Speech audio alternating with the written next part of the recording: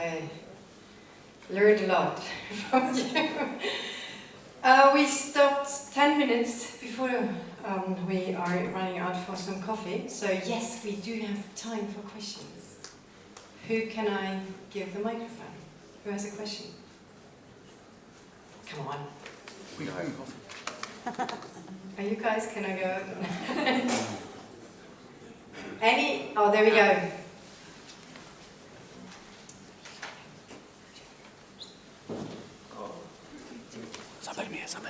Thank you. Thank you very much for your presentation and very inspiring. So the next presentation will be, I was tomorrow, so I will be worried about, but anyway. Just to ask you a question regarding our experience. We are Parco Natura Viva in Italy, and sometimes when we are telling sad stories about some important death, old animal in our zoo or something like that, we got more attention from the public, but also from the media and the press release, something like that. So also TG make some attention on us.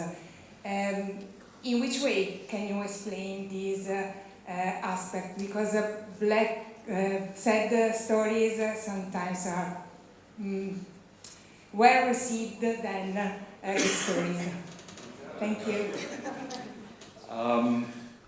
That doesn't surprise me at all. I think the important thing is that you're telling stories and they speak to people's feelings, and some of those feelings are going to be hope and happiness and joy, there's a new baby giraffe in the world or whatever, and some of them are going to be sad that so-and-so has been at our zoo for 30 years and he died yesterday.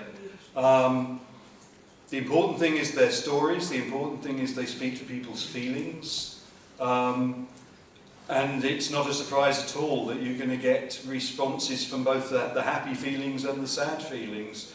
The conservation optimism side certainly is not about, and I hope with the tiger this message came across, it's not about we should all feel happy, we don't have anything to worry about.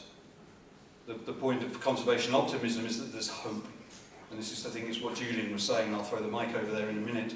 But there's a difference between talking to people's feelings, happy, sad, bringing them along, making them feel with you, and the whole despair message. That's framing rather than a particular story. But framing things around despair switches people off. They don't want to hear it, or it's all too much, or what can I do? I don't have the power. Whereas hope picks people up and brings them along. But I think that's the difference. Sad stories, happy stories, so long as you're telling stories and making people feel, that's great. But the other axis is between despair, climate crisis, emergency crisis, we're all going to die, oh my God, and there is hope. I think they're different axes, but they're both important. You've got to use that as a tool as well. Hope is critical, but then you can get so much more across in maybe that message than you ever thought. So you've got to embed the real message in there that you want to tell. That maybe that animal, do you know what it actually did? It helped save something. It was used as that ambassador. But use it and turn it into a story of hope, of optimism. I mean, I think all of us who work in conservation, we should have thought about calling it our organisation Conservation Optimism, because that really is what we need and what we hope for. So, how would you say politely, milk it, use it as a tool to help you get your message across. And we definitely get more money from sad stories than positive stories. That's just the reality. People are a little odd, but you have to play to your strengths. Simon has a question. Thank you. Thank you both for your presentations. They're great. I must admit I missed most of the giraffe talk because I'm updating my presentation. I do have a question and a comment about, was it Nigel, the giraffe? The short giraffe. And we do try an organization to drive the communication towards species and populations rather than individuals of several obvious reasons, but we do see and appreciate the power that is in talking about individuals, because that's how human minds work. But I'd like to hear a little bit more about how you tackle that. Do you see it as a problem? Do you see problems and challenges or pitfalls in that you'd like to share? Yeah, no, I think it's, no, it doesn't work. No, I think it's really important. Like, you know, Nigel was just randomly, it lives just outside of Windhoek in Namibia. It's actually on a friend's farm. He had no clue and it just never grew. So now it's in the Guinness Book of Records. And when we look at it, we like, how do we use that? And for him as an example, we contacted the Little People's Community of the World straight away. Can we publish about Nigel? Would you be happy? What is the terminology we use? So we did our homework on that as a first step. But everyone's like, yeah, but genetically, so now they're inbred, now all of these problems. You guys obviously have this problem in the zoo community where, you know, do you have to cull an animal or not? But this is normal. Variation in genetics is normal in the world. So every time we see those pitfalls, sometimes we say nothing. And I think it's the best thing at times is to just shut up. Because unless someone is pushing you constantly, you are the one who is creating more of a problem and trying to get something out there. Other times you turn it around into a full-blown, hopefully, you know, sort of likes everywhere in the world. So really it's a case-by-case scenario. But using individuals, we find, like when we move animals, we had another animal in Uganda years ago, and his name was, I forgot it, I think it was like Cliffy or something like that. He looks like a seahorse. And my son, as we were moving this giraffe from one reserve to another, he looked up there and he said something. I'm not about prostituting my kids, but whoever was doing the camera work saw my son and asked him a question, and that was real. And my son said something that it's going to be really sad to see him go to this other place, but at least he's not going to a zoo. And I didn't know he said that. And we showed it at one sort of zoo, you know, sort of event years ago. I was like, oh, how do I get around this one? But the reality is that what he believes in the wild is better. He didn't grow up with a zoo. But again, that messaging was really important. And to most people in the world, fascinating, it was really positive. Because here's a young boy telling what he dreams, he hopes. But it's not the normal message we tell. But bottom line is, there's opportunity in everything, and sometimes the best opportunity is saying nothing. I'm still thinking that one through. The old strategy head here. One of the things I didn't get a chance to mention because I was rushing too much, we have a lot of zoo education departments, and we have no interest in educating people. We're not schools, we're not universities. Our main interest, I think, is in behaviour change. And there is a difference. Education is just people go out of the zoo knowing something that they didn't know when they came in. Who cares? What we want is them to do something different, whether it's to donate or whether it's to go and swap their 4x4 for a bicycle or whatever it is we want them to do. So we come back to the strategy. What is it we want to achieve here? And then, what tools have we got to achieve that with? And if we've got stories around our zoo, and boy, do we have stories, it's like you said, milk it.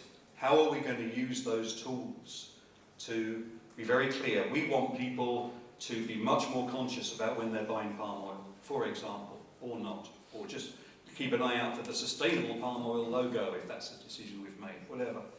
How are we going to do that? You can tell people, have all kinds of information boards about palm oil and extracts and land loss in Sumatra. Or we've got this brilliant story about Panda and Lucy. We can do that, or we can tell stories about the animals. That's Sally the slow loris. So long as we don't anthropomorphisize. I mean, as scientists, all of us would be upset about anthropomorphizing too much. But we need to be really clear on what it is we're trying to achieve, and it's behaviour change, not education, most of the time, unless it's kids. And then use the stories. We've got these beautiful animals in the zoo. Use them mercilessly. But tell stories. All right, one last question, otherwise your coffee will not happen to be there. Fine. Okay, the battle between the two of you is a quick one. Okay, maybe two quick ones, very quick ones. You answer one and then I'll Yeah, I mean, maybe it can be super quick in terms of, we have some EASA communication guidelines that are available on the public website, and I probably need to go back and double check them with all the wonderful information that we had today.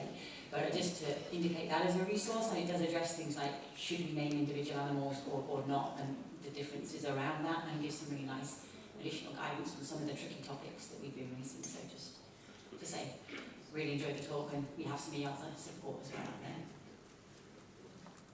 That was very helpful. And there we go for the last one. Okay, so I will turn the question into comment that can be discussed later on coffee break. One of the issues was whether it should be the educators who speak the people or biologists.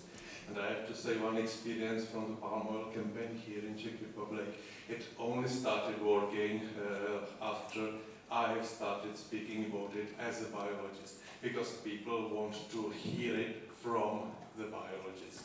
So the person who is speaking is, I think biologists should speak about these things so that the educators can do that. Yeah, I mean, the person telling the story needs to be telling the story with obvious passion, with authenticity. They obviously need to know what they're talking about. You feel it as you tell a story. You can get two biologists, one of them can tell a story and they can tell it brilliantly and you feel their passion, and another one can be dry as a bone.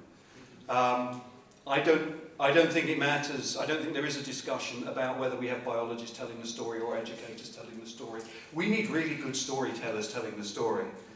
And whether that's because you've spent half your life in the forests of Sumatra, or whether you're just a brilliant educator who can pick up an audience and wrap them around your little finger, it doesn't matter, but we need really good storytellers. Let's go for a coffee.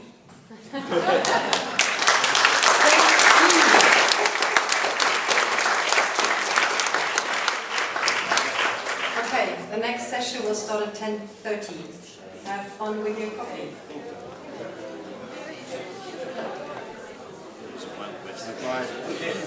How did we do? Very well. How was it? Very well. It was all right. More than that.